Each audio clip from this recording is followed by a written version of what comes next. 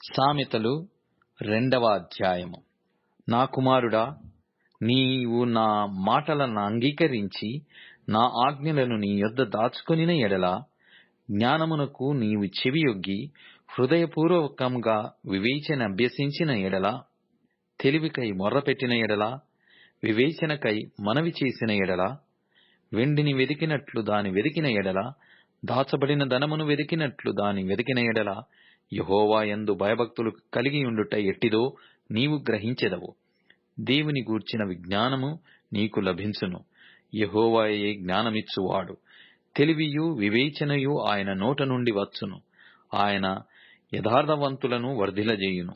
యుక్త మార్గము తప్పక నడుచుకొను వారికి ఆయన కేడెముగానున్నాడు. న్యాయము తప్పిపోకుండా ఆయన కనిపెట్టును. తన భక్తుల ప్రవర్తనను ఆయన కాచును. అప్పుడు నీతి న్యాయములను, యథార్థతను, ప్రతి సన్మార్గమును నీవు తెలుసుకొందువు. జ్ఞానము నీ హృదయమున జొచ్చును. తెలివి నీకు మనోహరముగా నుండును. బుద్ధి నిన్ను కాపాడును. వివేచన నీకు కావలి కాయును. అది దుష్టుల మార్గము నుండియు, మూర్ఖముగా మాటలాడి వారి చేతిలో నుండియు నిన్ను రక్షించును. అట్టివారు చీకటి త్రోవలలో నడవవలెనని యథార్థ మార్గములను విడిచిపెట్టెదరు. కీడు చేయ సంతోషించుదురు. అతి మూర్ఖుల ప్రవర్తన యందు ఉల్లసించుదురు. వారు నడుచుకొను త్రోవలు వంకరవి. వారు కుటిల వర్తనులు. మరియు అది జార స్త్రీ నుండి, మృదువుగా మాటలాడు పరస్త్రీ నుండి నిన్ను రక్షించును. అట్టి స్త్రీ తన యవనకాలపు ప్రియుని విడుచునది. తన దేవుని నిబంధనను మరచునది. దాని ఇల్లు మృత్యువునొద్దకు దారితీయును. అది నడుచు త్రోవలు ప్రేతల యొద్దకు చేరును.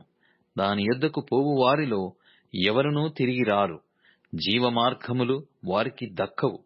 నా మాటలు వినిన ఎడల నీవు సజ్జనుల మార్గమందు నడుచుకొందువు. నీతిమంతుల ప్రవర్తనలను అనుసరించెదవు.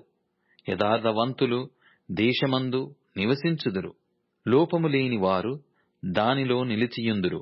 భక్తిహీనులు దేశములో నుండకుండా నిర్మూలమగుదురు. విశ్వాసఘాతకులు దానిలో నుండి పెరికివేయబడుదురు.